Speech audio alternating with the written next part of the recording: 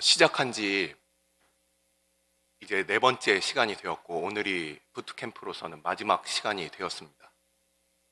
언제 훈련이 다 마치나 이렇게 고민하신 분들도 걱정 마십시오. 오늘이 마지막 시간입니다. 우리 마지막 시간을 맞이하여서 우리 같이 한번 또 이제 앞으로 언제 있을지 모르는 우리 또 한 번 더 인사를 하도록 하겠습니다. 옆에 있는 사람들 같이. 예. 지난 시간에 벌써 한 달 전이죠. 지난 시간에 어떤 말씀이 우리에게 있었습니까? 하나님의 은혜가 있다. 그것이 끝도 없이 있다. 항상 있다. 그것을 우리가 부인하고 다 없이 해도 있다. 이 말씀을 전해드렸습니다. 실제 하나님의 은혜라는 것은 이게 우리뿐만 아니라 이전에 종교개혁자들이 5가지 종교개혁의 그 강령을 가지고서 그들이 종교개혁을 하였는데, 그 중에 이 은혜라는 것이 포함이 됩니다. 첫 번째, 솔라 스크립투라, 오직 성경으로. 두 번째, 솔루스 크리스투스, 오직 그리스도. 솔라 그라티아, 오직 은혜로. 솔라 피데, 오직 믿음으로. 솔리 데오 글로리아, 오직 하나님께 영광.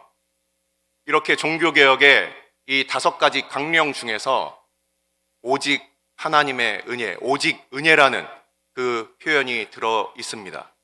뿐만 아니라 칼빈주의, 우리 5대 강령 중에 그 중에서도 우리가 irresistible grace라고 해서 우리가 저항할 수 없는 불가항력적인 은혜를 이야기를 하고 있습니다. 저는 처음 이 부트캠프를 시작하면서 뭔가 딱딱한 주제로 시작을 했습니다. 우리 개혁교회, 우리 장로교 교회가 가지고 있는 이 기초, 그 기본, 그것으로서 우리는 이 하나님의 주권과 그 영광, 그리고 은혜까지 이렇게 말씀을 드렸어요. 그래서 오늘 이 3주차에 있었던 부분도 마찬가지로 이 중요한 교리를 다시 한번 복습함으로 그렇게 시작을 하게 되었습니다. 잠깐 기도하고 오늘 말씀을 같이 보도록 하겠습니다. 아버지, 그리스도의 좋은 군사가 되었다는 것이 무엇인지, 하나님, 주께서 이스라엘 백성들을 주의 군대로 부르셔서 구원하신, 그리하여 그들로 마침내 그 땅에 이르게 하신 그 일들을 또한 오늘날 주의 교회 가운데 보여주시고, 우리가 혼자서 우리의 싸움을 혈과 육에 대하여 하는 자들이 아니라 하나님의 영광을 위하여 우리를 부르신 하나님의 거룩한 목적들을 이루어 나가는 주의 군사들 다 되게 하여 주옵소서. 이 시간 말씀 앞에 나아갑니다. 오직 성령 하나님께서 전하는 자와 듣는 자 가운데 주인 되어 주시고 우리 가운데 주의 영광 허락하여 주옵소서. 이 모든 말씀 우리 주 예수 그리스도의 이름으로 감사하며 기도드리옵나이다. 아멘. 자, 3주차에서 우리는 은혜라는 부분을 우리가 보았습니다.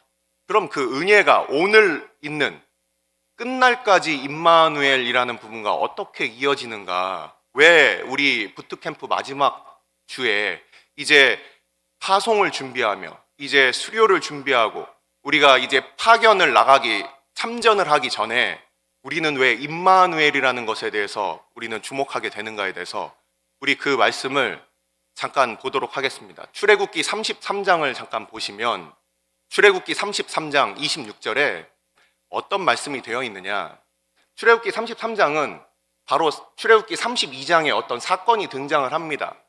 출애굽기 32장을 보시면 출애굽기 32장에 모세가 하나님께 시내산에 이제 올라가서 그가 40일 동안 이제 머뭅니다.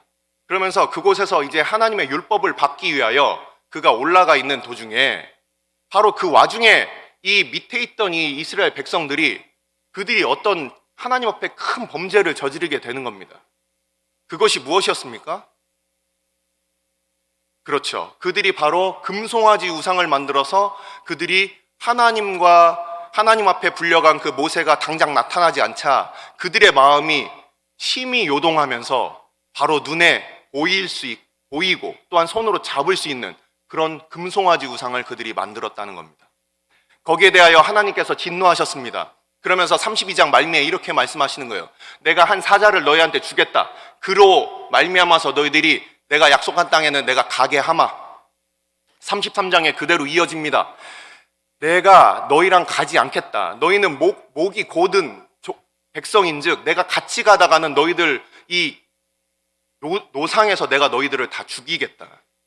그렇기 때문에 나는 너희와 가지 않고 내가 사자 한 명을 주고 그리고 너희에게 그 가나안 여섯 족속을 다 내가 멸하여 주고 그 땅까지 줄게. 너희들끼리 가. 나 같이 가기 싫어. 그랬더니 하나님의 사람 모세가 33장 26절에 이렇게 얘기하고 있는 거예요. 한번 찾아보겠습니다. 죄송합니다. 33장 16절입니다. 한번 찾아보겠습니다. 출애굽기 33장 16절 말씀. 집에서 방송을 보시는 우리 성도들께서도 옆에 있는 성경책을 가지고 같이 찾아주시면 감사하겠습니다. 출애굽기 33장 16절 말씀. 다 같이 한 목소리로 읽겠습니다. 나와 주의 백성이 주의 목전에 은총 입은 줄을 무엇으로 알리이까?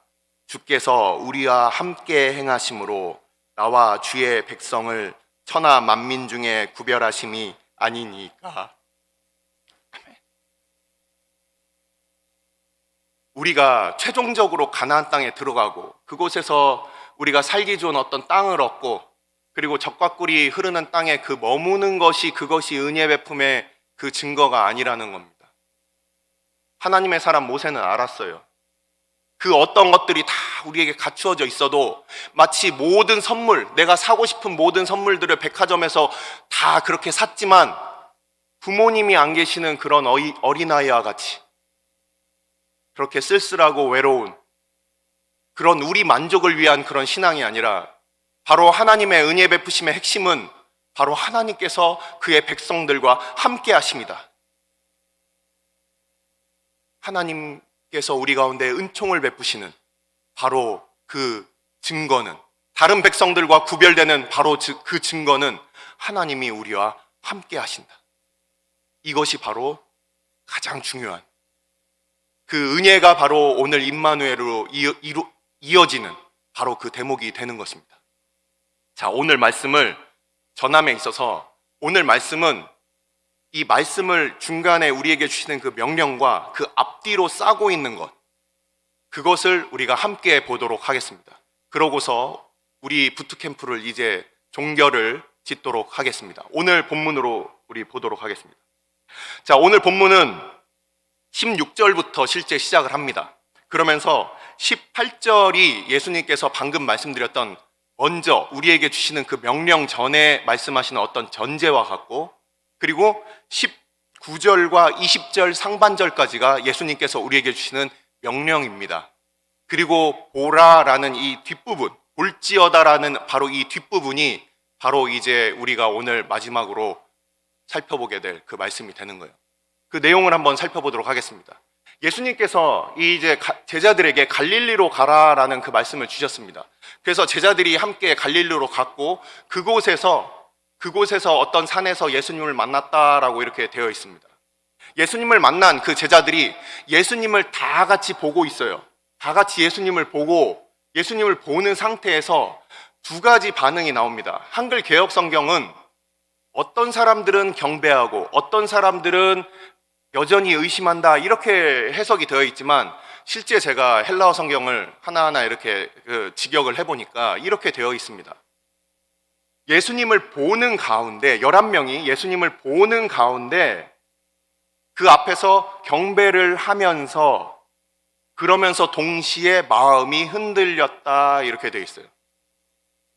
어떤 사람들은 굳건한 믿음에 있어서 그래서 예수님 부활하셨구나 하고서 굳건한 믿음 가운데 일부의 사람들이 서 있고, 일부의 사람들은 나 의심되는데, 이렇게 해서 파가 나뉜 것처럼 우리 한글 개역 성경에는 그렇게 되어 있지만, 실제 헬라어 성경을 보니까 예수님을 보는 가운데 함께 경배하고 또 함께 그 가운데 마음에 요동이 있었다라는 거예요.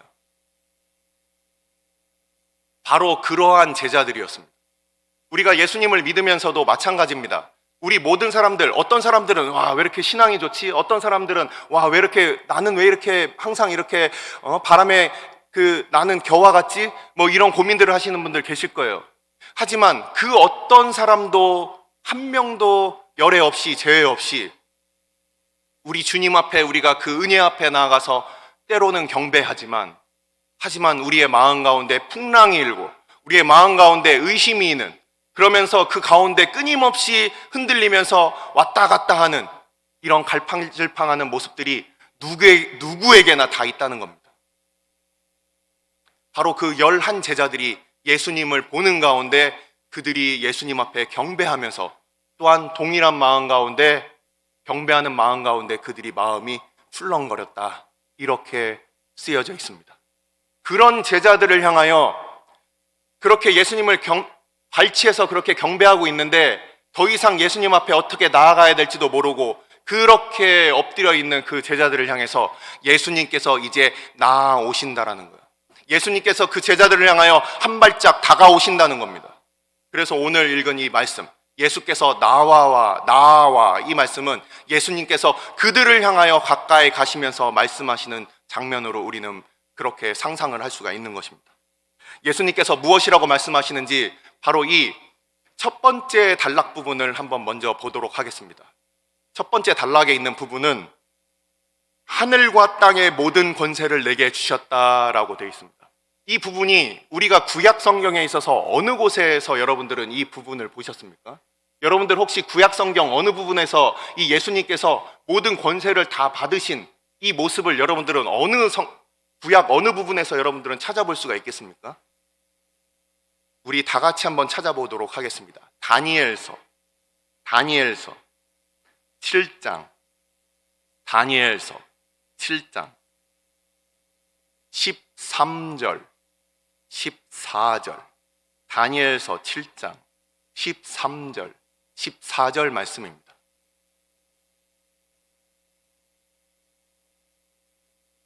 다 같이 한 목소리로 읽겠습니다. 내가 또 밤 환상 중에 보니 인자 같은 이가 하늘 구름을 타고 와서 옛적부터 항상 계신 이에게 나아가 그 앞으로 인도되매 그에게 권세와 영광과 나라를 주고 모든 백성과 나라들과 다른 언어를 말하는 모든 자들이 그를 섬기게 하였으니 그의 권세는 소멸되지 아니하는 영원한 권세요 그의 나라는 멸망하지 아니할 것이니라. 아멘. 다니엘서 7장에 한 인자 같은 이가 옛적부터 계신 이의 그 보좌 앞에 나와서 모든 권세를 수여받는 이 장면을 우리는 알고 있습니다. 여기에서 인자 같은 이 like a son of man, 이것이 바로 신약에 예수님께서 그 다니엘서 7장에 있는 그 인자를 가리켜서 바로 내가 더 son of man이다, 바로 그 인자가 나다, 영광스러운 예수님께서 자신을 표현하실 때마다 이 인자, 다니엘서 7장에 있는 모든 권세를 하나님으로부터 받으신 바로 그 인자를 지칭하면서 호, 휘오스, 뚜, 안트로프라는 바로 그 정관사 호를 붙여서 그렇게 내가 바로 그 인자다, 이렇게 표현을 한다라고 여러 번 말씀을 드렸습니다. 바로 우리 주님께서 다니엘서 7장에 나타나 있는 그 예언의 그 인자 같으니 바로 그분으로 이 땅 가운데 오셔서 이 하나님으로부터 모든 권세를 부여받아서, 그래서 그가 바로 오늘 이 권세를 받으신 바로 이 말씀을 전하고 계시는 것입니다. 하늘과 땅의 모든 권세를 내게 주셨다, 내가 그것을 받았다, 수동태로 그렇게 되어 있습니다. 내가 그것을 다 받았다, 하늘 아버지로부터 그 모든 것을 다 받았다, 모든 권세라는 것을, 이 표현을 여러분들 기억해 주십시오. 이따가 맨 마지막 결어 부분에 다시 나올 겁니다. 자, 이 모든 권세를 받았는데 이 권세에 대해서만 잠깐 설명을 드리고 가겠습니다. 이 권세라는 이 단어는 헬라어에서 엑수시아라는 단어입니다. 사도행전 1장 8절에 나와 있는 권능이라는 단어는 디나미스라는 단어예요. 사도행전 1장 8절에 있는 이 디나미스는 뭔가 힘, 권능, 이 뭔가 이렇게 눈에 보이는 어떤 물리력 이런 것들을 우리가 디나미스라고 한다면, 이 엑수시아라는 것은 어떤 그 권위로부터 나오는 힘을 얘기를 하는 겁니다. 예를 들어서 우리가 청와대를 한번 들어간다고 생각을 해봅시다. 청와대 앞에 우리가 가서 이제 그곳에 들어가서 뭔가 누군가 이제 높은 사람을 만나기 위해서 들어가고자 하는데, 근데 앞에 지키는 경호원들이 있겠죠. 뭐 수방사 군인들이 있을 것이고, 그리고 또 거기에는 경호처 사람들이 있을 겁니다. 그래서 가까이 그곳에 다가가려고 할 때 내가 나의 힘으로 디나미스로 그것을 뚫으려고 한다면, 권능으로 뚫으려고 한다면 그 사람들하고 같이 막 물리력으로 싸우면서 한 명 한 명 이렇게 그 무너뜨리면서 한 명 한 명 이겨내면서 그 문을 뚫어야 될 거예요.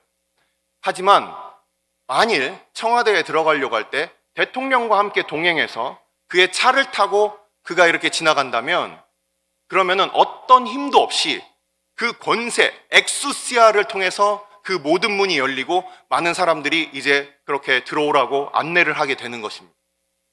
그래서 이 권세라는 것은, 우리 주님께서 받으신 이 권세는 바로 엑수시아, 최종적인 바로 그 하나님의 그 권세.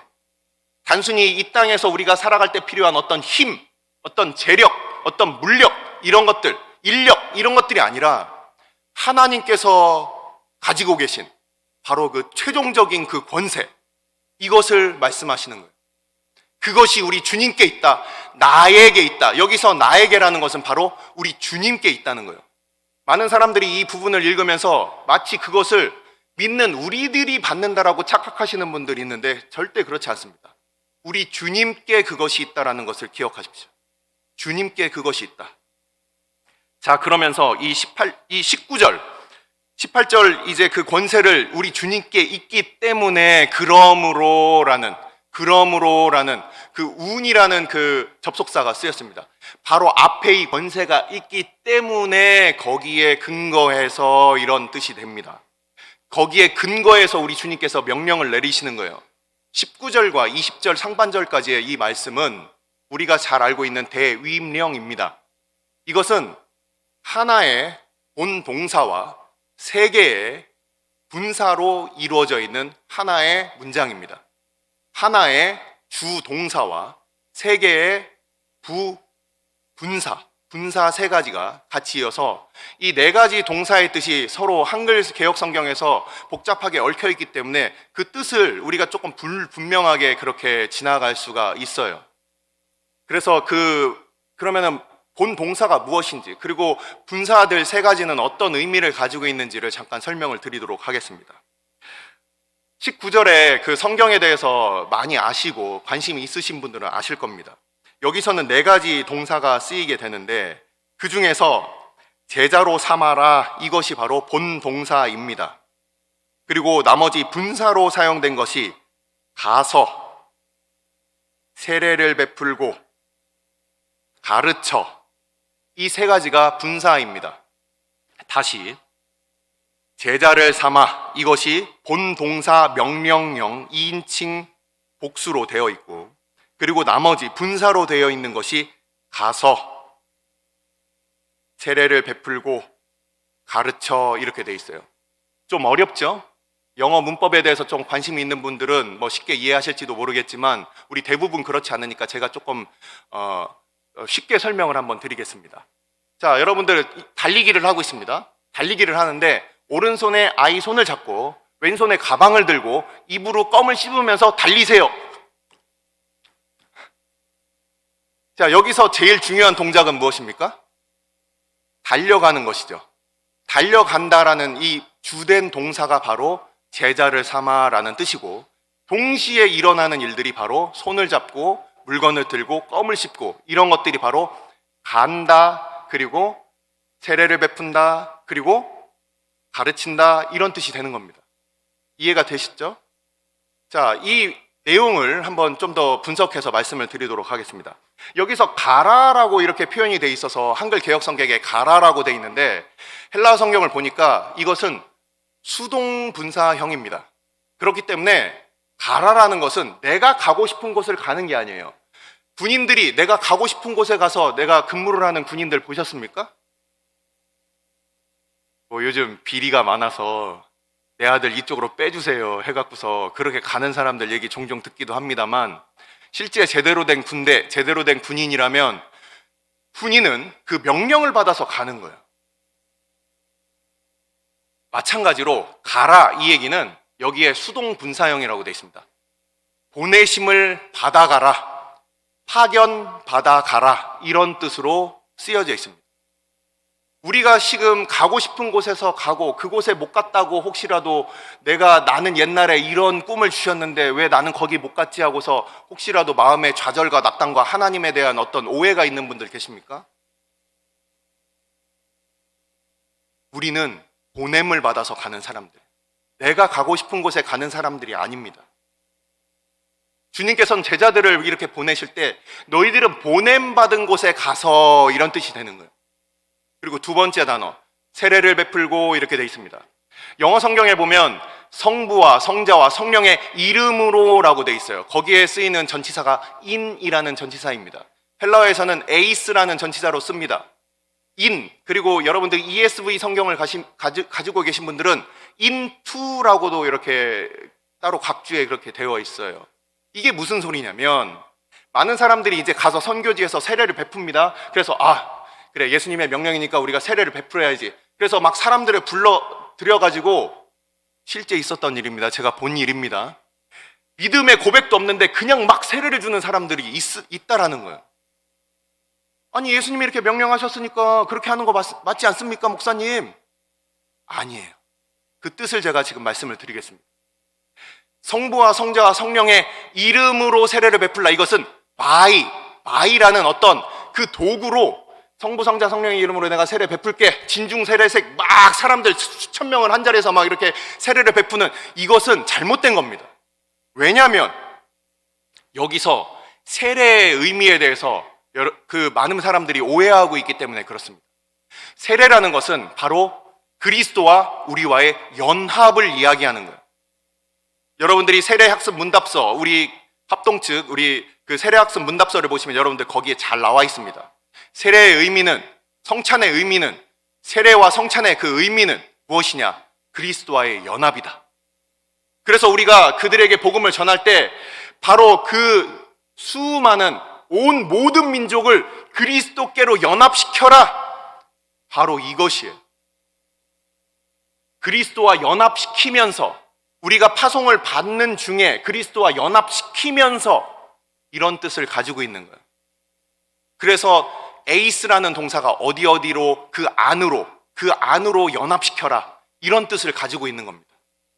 그래서 세례를 준다라는 것은 그냥 눈에 보이는 그냥 물을 찍어 바르거나 아니면 물에 푹 담그거나 그런 세례와 침례의 그런 의식을 베풀라는 것이 아니라 모든 민족들을 그리스도께로 연합시켜라, 그런 의미를 가지고 있는 것입니다. 마지막 세 번째 분사는 가르쳐라. 가르치는데 그들을 가르쳐라. 네가 만난 그 모든 민족들을 가르쳐라. 네가 만난 그 전도의 대상들을 가르쳐라. 그들에게 가르치는데 무엇을 가르치느냐? 바로 여기서 영어에서 5형식 문장이 나오게 됩니다. 목적어로 목적 보호하도록 시켜라, 가르쳐라. 조금 어렵죠? 죄송합니다. 하지만 있는 그대로 지금 말씀을 드리는 거예요. 최대한 이해하기 쉽게.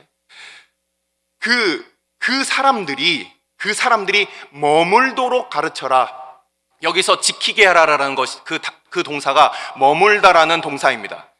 너희들이 그 만나서 가르치는 그 대상들 있지 않습니까? 가장 쉽게 한번 생각해 봅시다. 우리 자녀로 한번 생각해 봅시다. 내가 우리 자녀를 가르칩니다. 말씀을 가르칩니다. 무엇을 가르치느냐? 나의 자녀가 그 말씀 안에 거하도록, 그 말씀을 배우고서 잘 배웠다, 떠나자, 내 마음대로 살자, 이것이 아니라 그 말씀을 듣고 그 말씀 안에 주님 앞에 설 그날까지 끝까지 머물도록 그렇게 가르치라는 거예요. 그 자녀들에게 가르치는 그 내용은 무엇이냐?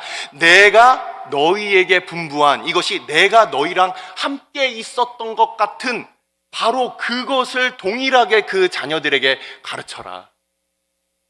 그렇게 가르치라는 것이 바로 이 세 번째 분사의 내용입니다.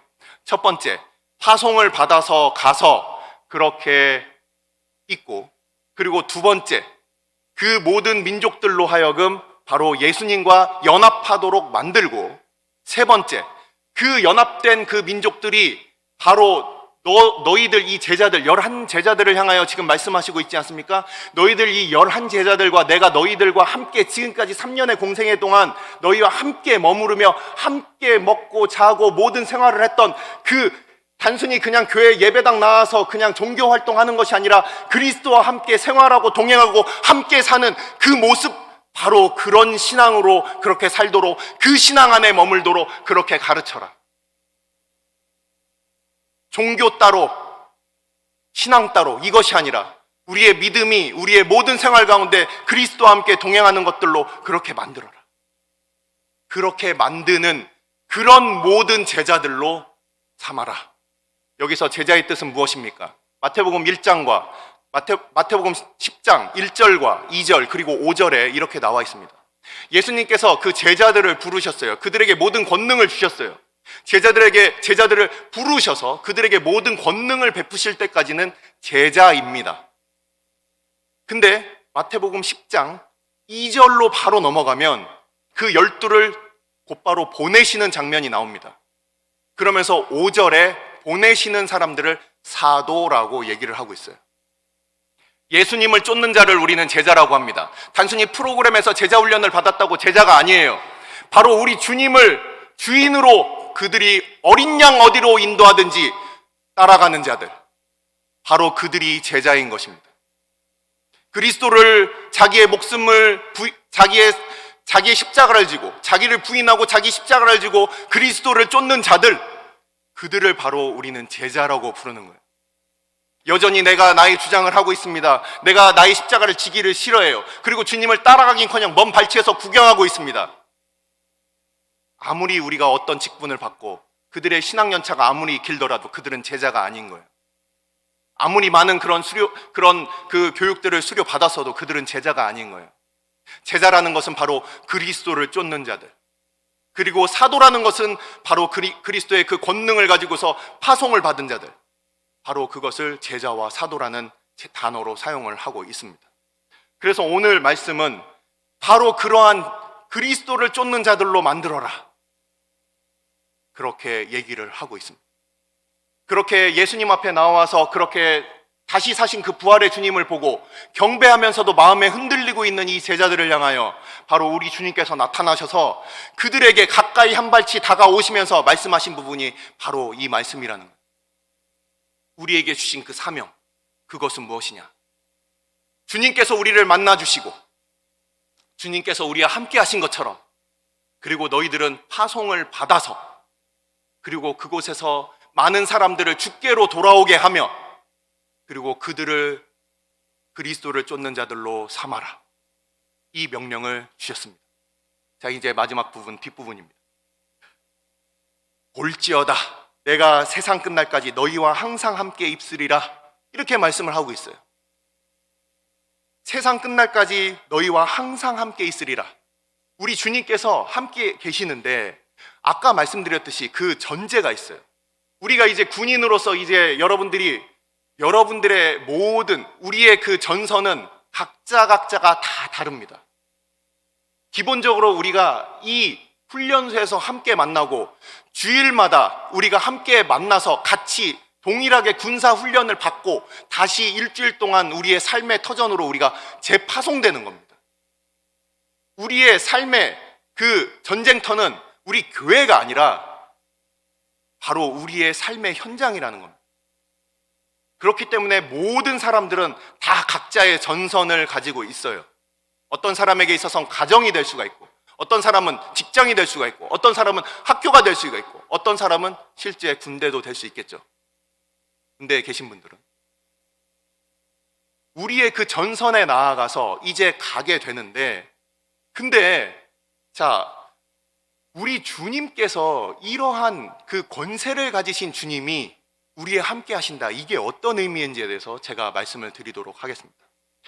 우리는 지금까지 우리의 그 어떤 면에 있어서는 익숙한 어떤 전선들을 가지고 계십니다. 여러분들이 뭐 갑자기 특출나게 어디 막 선교지에 막 갑자기 막 이렇게 나가게 돼서 막 물설고 낯선 곳에 가지 않는 이상은 여러분들은 나는 그냥 익숙한 곳에서 살고 있습니다, 목사님.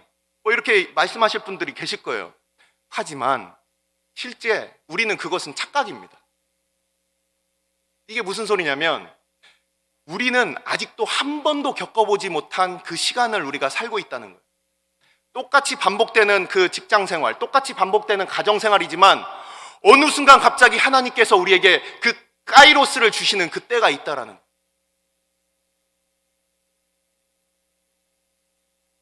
그냥 똑같이 교회에 오는 일인데 교회에 오는 길인데 누군가를 만났어요. 똑같이 예루살렘을 향하여 가는 길인데 강도 만난 자를 만나는 거예요. 하나님께서 우리의 일상 가운데 주시는 그 특별한 순간이 있다는 겁니다. 우리가 지금까지 우리가 30년, 40년 또는 60년, 80년을 살면서 한 번도 가지 못한 길들을 우리는 지금도 가고 있는 거예요.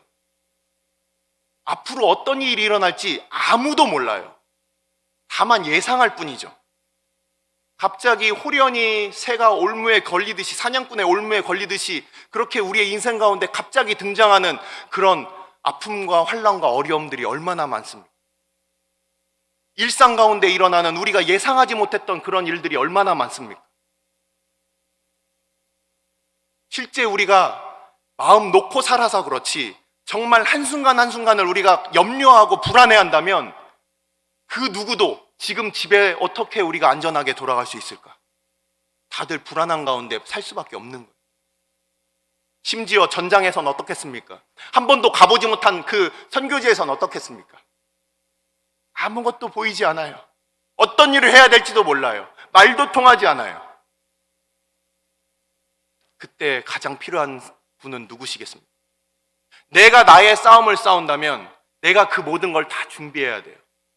하지만 우리가 에베레스트 산을 등반할 때 그 길을 알고 있는 그 가이드, 그 셰르파와 함께 올라간다면 우리는 그 안내를 받을 수가 있는 거예요. 우리의 갈 길을 우리 주님께서 아시는 거예요. 우리가 지금까지 익숙하다고 우리가 혹시 착각하고 있는 우리의 인생의 길, 앞으로 어떤 일이 일어날지 나는 탄탄대로야 이렇게 혹시 착각하시는 분들 있습니까? 어떤 일이 일어날 줄 여러분들의 인생 가운데 어떤 일이 일어날 줄 아십니까? 우린 몰라요. 하지만 그 길을 아시는 우리 주님께서 우리와 함께 동행하신다는, 뿐만 아니라 주님께서 우리와 동행하신다는 것은 어떤 의미입니까? 아까 그 권세라는 말씀을 드렸어요. 그 권세라는 말씀 안에는 우리가 그 감이 안 잡혀서 제가 이제 비유를 준비를 해봤습니다. 여러분들 많이 답답하시죠? 요즘 많이 답답하실 거예요. 자, 여러분들에게 제가 세계 일주를 할 수 있는 기회를 드린다고 한번 가정을 해봅시다. 진짜 드린다는 게 아니라 가정을 해보면 세계 일주를 하는데, 자, 여러분들 이제 옵션이 있습니다. 어떤 내가 가장 사랑하는, 여러분들 지금 머릿속에 떠오르는 그 가장 사랑하는 사람과 동행하는 것과 1억 원 현찰로 드릴 겁니다. 1억 원. 자, 둘 중에 하나를 가지고 내가 세계 일주를 떠나겠다. 자, 마음속에 지금 결정하셔야 됩니다. 두 개 다 가지면 안 돼요. 자, 결정하셨습니까? 자, 몇 번 택하셨습니까? 자, 저 뒤에 지금 1번? 1번을 지금 번쩍 손을 들으신 분이 계시네요. 2번? 정성호 목사님 2번. 자, 2번은 1억 원을 여러분들 현찰로 드린다고 했어요. 배낭에다 1억 원짜리를 들고서 여러분들이 한번 길을 간다고 생각해 봅시다. 얼마나 불안합니까? 1억 원이 여러분들에게 도움이 되겠습니까? 어깨는 얼마나 아플까요? 화장실도 못 가요. 화장실 갈 때마다 화장실 변기 그 앞에다 걸어놓고서 화장실을 봐야 되고요. 요즘 그나마 뭐 크레딧 카드가 있어서 그걸 사용할 수가 있겠어요. 근데 여러분들 머릿속에 그 떠오른 그 가장 사랑하는 분, 그분이 누굽니까? 예수님. 자, 예수님과 함께 여행을 갔어요. 그 모든 권세를 가지신 분이에요. 오늘 나는 돈 한 푼도 없이 출발했는데 이분하고 같이 갔어요. 근데 오늘 이제 해가 지고 호텔에 들어가야 돼요. 호텔에 딱 들어갔어요. 나 돈이 없는데 어떻게 하죠? 그랬더니 내 친구가, 나의 사랑하는 분이 이렇게 말씀하시는 거예요. 여기 내 아버지 집이야. 야, 자자. 일어났어요. 다음 날에 이제 막 구경하면서 갑니다. 배고파. 식당에 딱 들어갔어요. 돈이 없는데 어떻게 하지? 야, 맘대로 시켜 먹어. 여기 내 아버지 식당이야. 와, 그러고서 또 실컷 먹었어요. 또 이제 버스를 타고 좀 이동을 해야 돼요. 나 어떻게 하지? 차비가 없는데? 괜찮아. 우리 아버지가 이 고속버스 주인이셔. 아니, 이분은 어떤 분이길래 아버지가 다 주인이야? 이런 분하고 우리가 동행하는 거예요.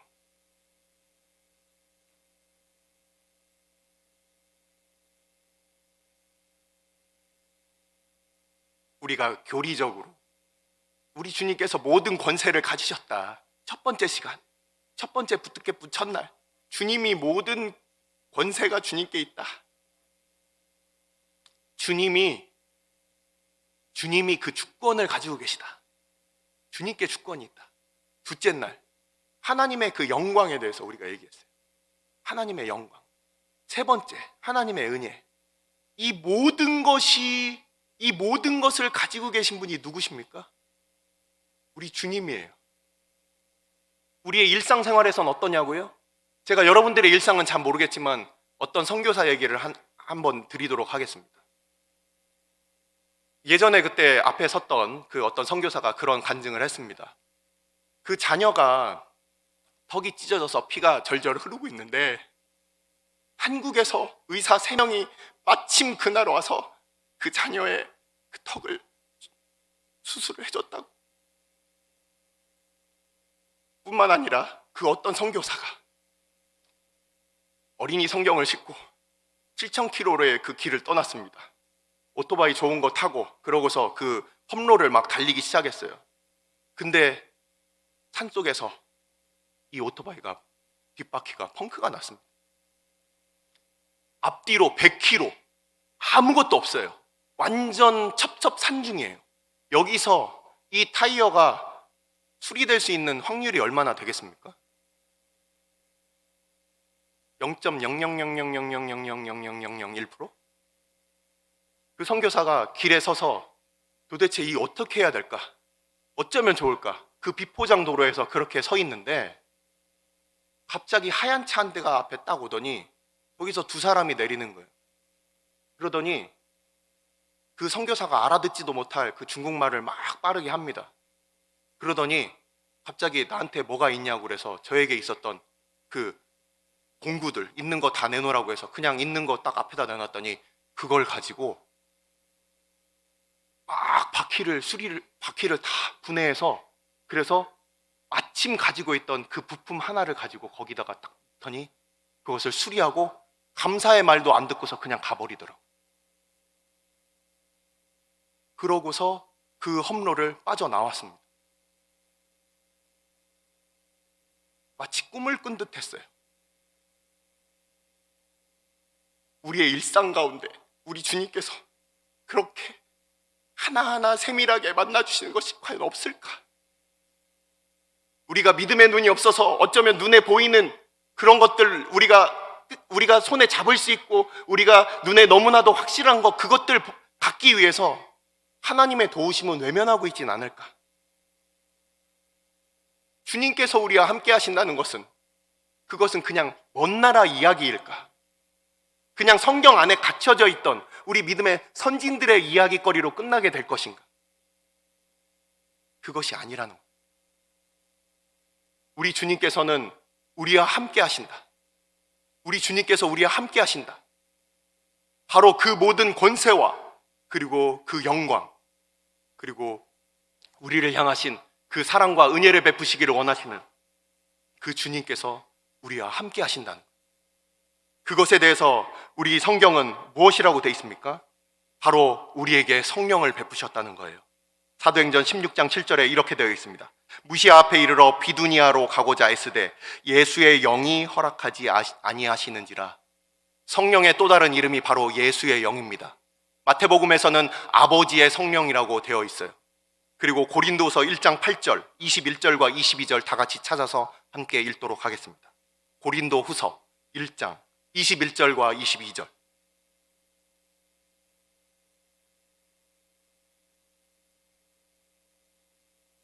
고린도후서 1장 21절과 22절 다 같이 한 목소리로 읽도록 하겠습니다.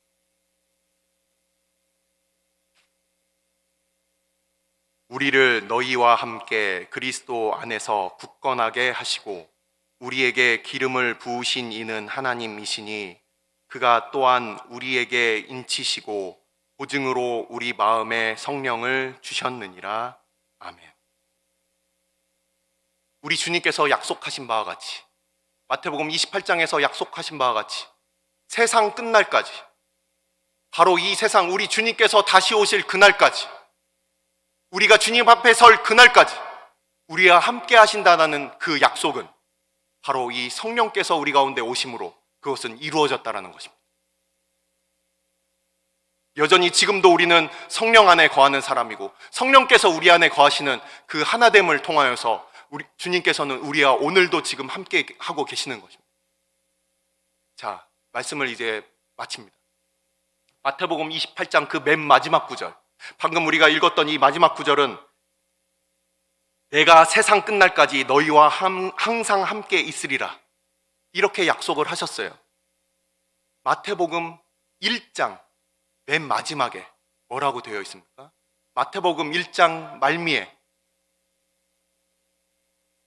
하나님께서 우리에게 주시는 그 아들의 별명 임마누엘 하신다. 주 하나님이 우리와 함께 하신다. 그렇기 때문에 우리는 강하고 담대할 수 있다. 오늘도 우리가 강하고 담대할 수 있는 유일한 이유는 하나님이 우리의 전부이시기 때문에, 하나님만 우리의 모든 것이시기 때문에 함께 기도하도록 하겠습니다.